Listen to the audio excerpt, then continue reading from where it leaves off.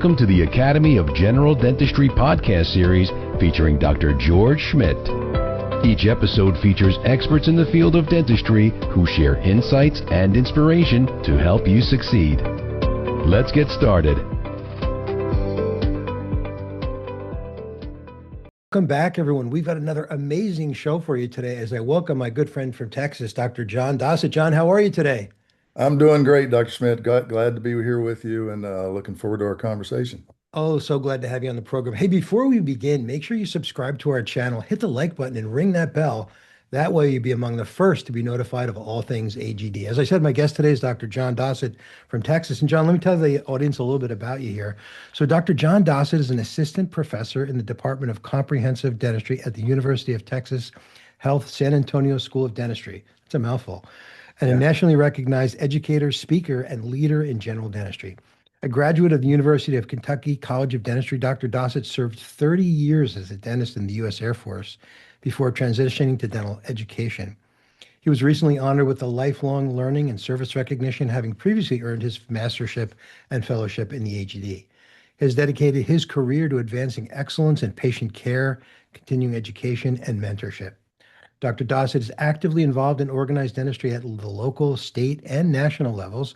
He serves on the board of the Texas Academy of General Dentistry and is vice chair of its education committee. He's also held leadership roles with the San Antonio Academy of General Dentistry, the American Board of General Dentistry, the American Dental Education Association, and several other professional organizations. An accomplished lecturer, Dr. Dossett has delivered more than 1,800 hours of continuing education to dental professionals throughout his career. His contributions to dentistry have been recognized with numerous honors, including the 2023 Texas Dentist of the Year Award and the Academy of General Dentistry's 2023 Faculty of the Year Award. That's pretty impressive, Dr. Dossett. It just means I've been real busy and I'm getting a little bit older. Yeah, you got exactly. I feel your pain there. You got quite a background. So let me ask you this. Let me start with this. Sure. I got to ask you. So obviously you went to dental school and then you went into the military and now you've got such a great career in leadership and so on and so forth. Mm-hmm. How did that sort of career path prepare you for all the leadership roles that you're doing today? In other words, your military background. How integral was that? Sure. Appreciate the opportunity. In my dental school years, I did take some student organizational leadership roles in the American Student Dental Association, but we didn't have a student fellow track of the AGD at the time I was a student. And so that was sort of my early leadership introduction, I guess.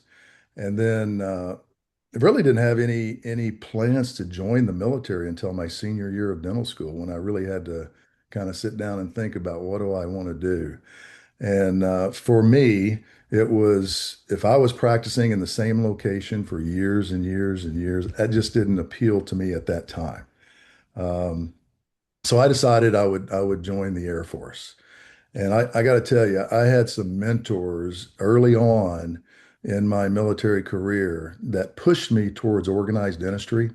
So I've been a member of the American Dental Association and the Academy of General Dentistry since 1987. And at that time, I kind of saw from my mentors how valuable organized dentistry is to our profession, how it can impact our continuing education knowledge base, our skill set. And it was a way for me to kind of connect with other people. And I felt like that was really a very valuable thing for my profession and for me personally. And I've taken some of these connections over the years to the highest level where, every year I look forward to our meetings when we get together for our annual sessions. We were just in Las Vegas, which, by the way, I want to commend the Academy of General Dentistry for putting on a great meeting. The last two meetings have been fantastic, and anytime I can go to a meeting, see colleagues, experience great CE, and have that really beneficial kind of expectation and experience, it's been a very valuable thing for me. So as I kind of got into the AGD and some of the other organizations in the first 10 years, I didn't have aspirations to really step up and be a leader at that time. But my mentors sort of pushed me in that direction. And And I found that it was a very valuable experience and a very valuable thing for me because I could make an impact on the dental profession. You know, as a young dentist, you really don't know what kind of an impact you might have. And my recommendation is just step out there and volunteer. Try to do something that you might be interested in. There's so many opportunities to volunteer in organized dentistry, and the Academy of General Dentistry offers that opportunity on so many different levels. And locally, of course, locally for me at the time was Air Force, and so I worked my way up to president of the Air Force constituency. We were in Region 17, and and that's where I met some really interesting individuals and some folks that went on to be leaders in the Academy of General Dentistry. Dr. Jerry Bodko, Dr. Merlin Ulmer. That's where we started working together, and this is 25 years ago. And then they go on to become president of the Academy of General Dentistry. And so those connections were very valuable to me later in my career. And I felt like that was when you have that kind of connection and experience, then it becomes a situation where you can really make an impact. So that was kind of early in my career and how I sort of got into organized dentistry and leadership and having that opportunity to kind of grow and develop in the profession and personally in my communication skills and moving forward. Yeah, I think you make such great points there. I mean, we could start with any one of the things you said there, but of course, the great Yeah. relationships that we build at the AGD over the years, and you said you mentioned Jerry and Merlin, a couple of my Florida Uh-huh. buddies, Florida buddies down here, and Jerry's actually my neighbor now, down in South Florida. But some really great relationships, and AGD 2026 was an amazing meeting. You're right, absolutely. Yeah. It was a great meeting for your fellow Texan, Mark Warb. He's of course the president of the AGD this year, and Yes. he was there. And next year, of course, I want everyone to make sure that they come to Chicago for the AGD's 75th birthday. So we'll That'll be a talk. big celebration. That's going to be a fantastic celebration. But we talked about in your bio there that you teach a course in Texas there, and many of those experiences that you've had and helped mold your career. I'm sure you're passing those along to your students now too, as well, right? Oh, absolutely. I serve at our dental school. I serve as the AGD fellow track, student fellow track faculty advisor. And I'm also an ADA ambassador for our ASDA student organization. And then I also tie into the military side with the HPSB, the Health Profession Scholarship Program. So I'm kind of tied into several student organizations. And I try just to be a mentor, to represent, to create enthusiasm for being a member and see what you can reach as far as your potential goes. Um, it's very rewarding for me when I see my students after they graduate, they go on to be leaders in local organizations. Here in San Antonio, we have the San Antonio AGD, and the current president right now is one of my students. And the current president-elect is one of my students. And my co-faculty advisor for the student fellow track is on their board. And I hope that at some point I've been some type of a representation as a mentor for that. Um, and so yeah, it's very rewarding to see students do well, have enthusiasm, develop leadership skills early on. The AGD just hosted back in May. They had that development symposium, and we had several of our young dentists attend that from the state of Texas and came back with some really important skills that they learned during that time in Chicago. And so um, it's probably one of the most rewarding things for me to see my students move forward, students across the state of Texas do well in organized dentistry. As president of the Texas Academy of General Dentistry, I had the opportunity to visit the three other dental schools here in our state. And I presented short presentations at their continuing education meetings, and I got to meet with their leaders. And those student leaders, we got a bright future, and I'm very optimistic about where we're going. And I truly feel that young dentists and student dentists that participate and have great mentorship and develop into leaders, they're going to impact our organization and organized dentistry and the profession for many years to come. No doubt about it. And for our listeners that don't know, Texas and Texas AGD are a really, really strong and powerful organization. And you think, I'm assuming that's the key, right? To get these youngsters involved early on with leadership. I mean, Yes. that must be part of the secret sauce, if you would, for how you guys do such a great job.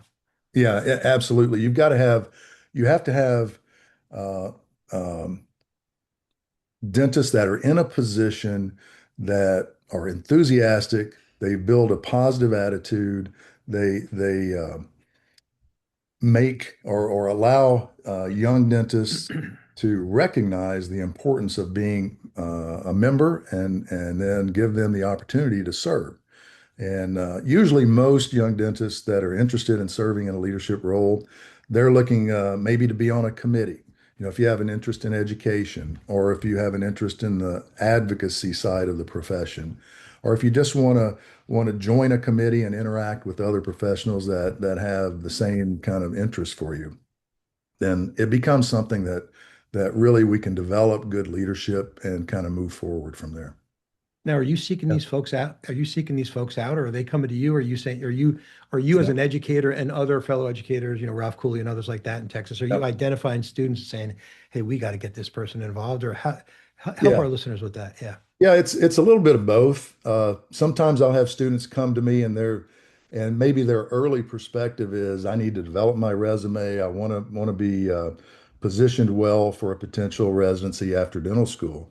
But I think probably a majority of our recruitment is through identifying students who we recognize that kind of have the potential to be great leaders and have the potential to make a positive impact early. And so we will seek out individuals, students to serve in certain positions. Some are a little more outgoing, some are a little more energetic, some may have a background, may have been a dental hygienist or a dental assistant, so maybe they have a little background in the dental profession and may be impactful in certain areas that might be needed in our organizations. So, Yeah, that's really good stuff. And so, I said Texas, you guys have such a great organization, but all organizations face challenges. So what are some of the challenges you guys are facing down there in Texas that some of our yeah. folks might be interested in? Well, there's always going to be some challenges. I think one of our big areas, at least, and I'm just speaking now for the state of Texas, we're a big state, and we have dental organizations, local constituents that are across the state, and some of them are just geographically separated. And to try to get access to continuing education, you can't just drive down 30 minutes and attend a CE lecture. You may have a 3, 4, 5 hour drive to get to this. So it's access to quality CE, access to um, membership. And I think we've seen a pretty significant shift probably in the last 5 to 8 years or so, at least post-COVID, with the Zoom connection and the hybrid model for trying to establish CE through in-person and online. But don't get me wrong, I think there's still a strong value of having hands-on CE. That's a really, really strong aspect. And so one of the things that I like about what the AGD is doing at the national level for their meetings, there's a lot of participation courses and hands-on CE. And so we've kind of shifted our focus with our Lone Star Dental Conference, which we hold every September. The last few years, it's been primarily a participation CE opportunity. And so I think that creates a lot of value because let's face it, in today's world, we've got so many options to get CE. And so it can be a little bit confusing and overwhelming. And so new dentists, when they're trying to determine which course should I attend, what should I try to focus, and how can I improve my practice and skill set? Well, it becomes a very difficult thing when you've got 30 decisions as opposed to two or three like we did 40 years ago. Absolutely, no question about it. I'm glad you brought up the Lone Star. John, Yeah, we got to take a quick break, but when we come sure. back, I want to pick up with the Lone Star Dental Conference. You got it. This AGD podcast series is sponsored by DHP, one of the largest family-owned full-service dental dealers in the United States. DHP provides dental and medical supplies, equipment repair and maintenance, technology, and equipment sales. AGD members receive exclusive discounts and promotional offers when you buy from DHP. We are especially grateful for DHP's continued support of AGD.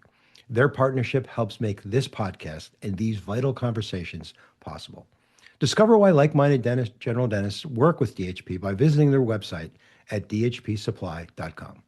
Hey, welcome back, everyone. We're talking here with Dr. Jon Dossett from Texas AGD and having a great conversation. And before the break, John had mentioned the Lone Star Dental Conference. And one of the things, folks, I think, or organizations have is trying to get people to be excited and have buy-in and, give them an experience. And I think the Lone Star Dental Conference is one of the things that you guys do so amazing, Hmm. and it's one of the things I think that creates an environment where people want to come back to. And you mentioned it's in September, I think, right? Yes, Coming yeah. up. It's a third weekend in September. It's going to be up in Georgetown, which is just north of Austin.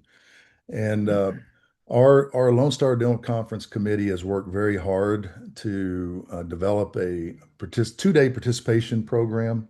Um, hang on just a second. Okay, sorry, I got a phone call. No worries. All right. Um, so yeah, our Lone Star Dental Conference committee has been working very diligently to prepare a program that offers participation hours. So we have a 2-day participation hour CE that's packed with a very specific topic, endodontics.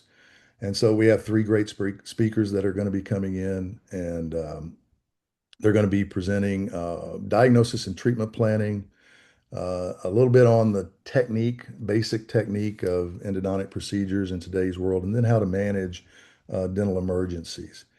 So, yeah, we've worked really hard. It's a great opportunity for dentists across our state and even outside the state to come and attend and earn 2 days worth of participation hours. And we have developed and modified this to a hybrid model as well.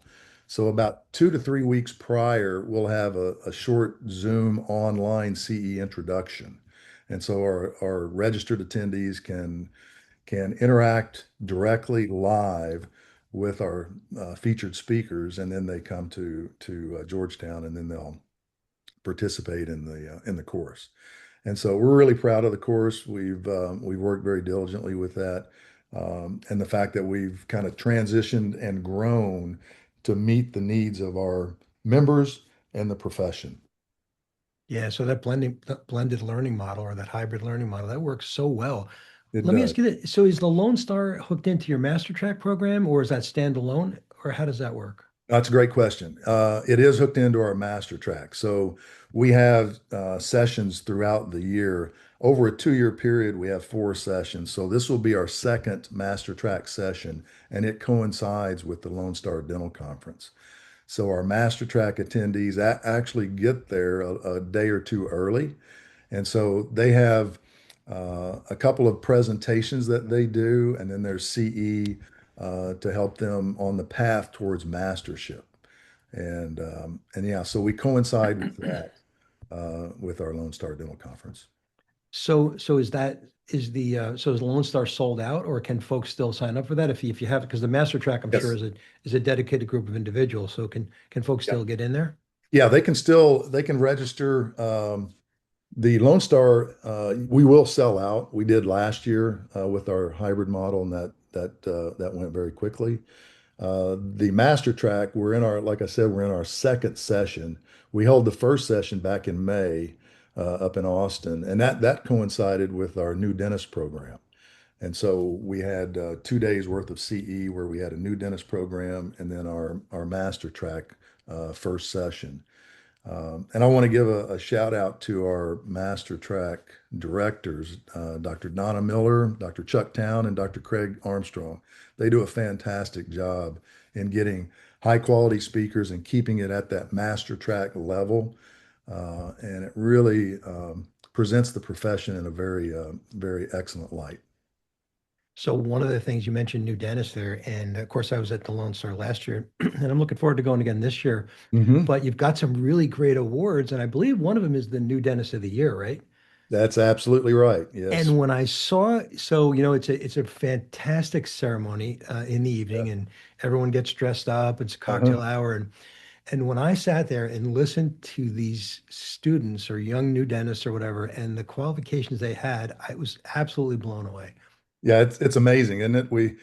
I look at their what they've accomplished, to be eligible, you're in that new dentist group. So under what's 10 years or 7 years, and to look and see what these young dentists have done for the profession and for their careers, it's just amazing.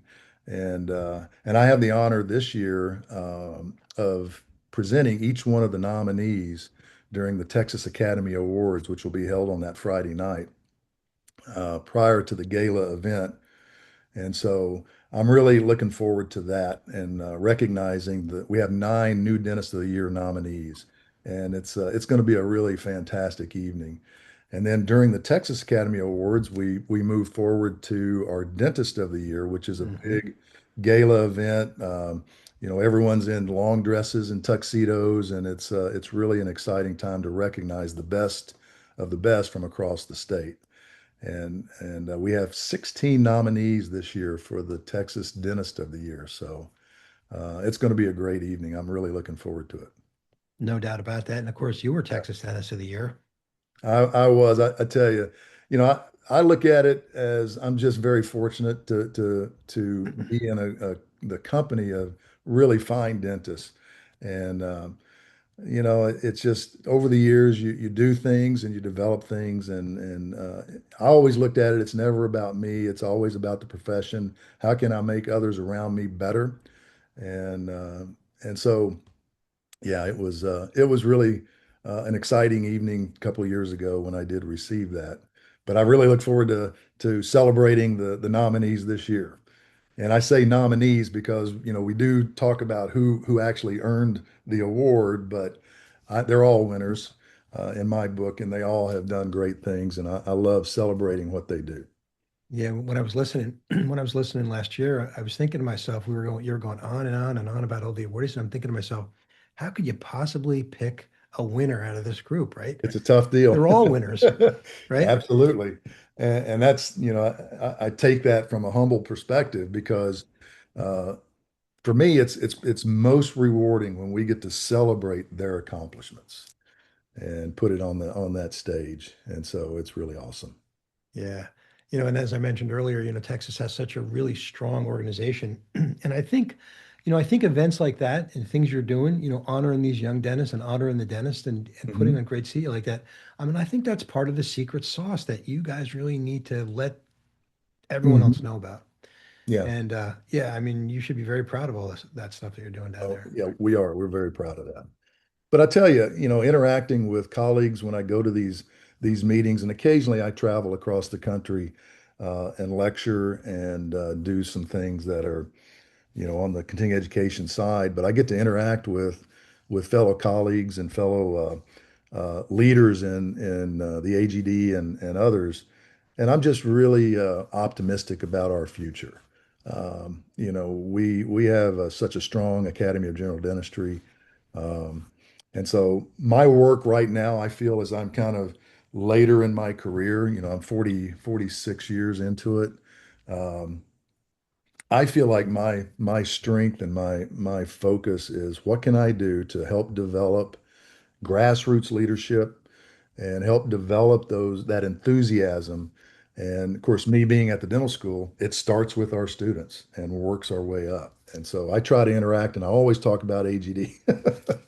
So at every moment I get, So it's really I feel like I'm very blessed and humbled just to even have the opportunity to do that.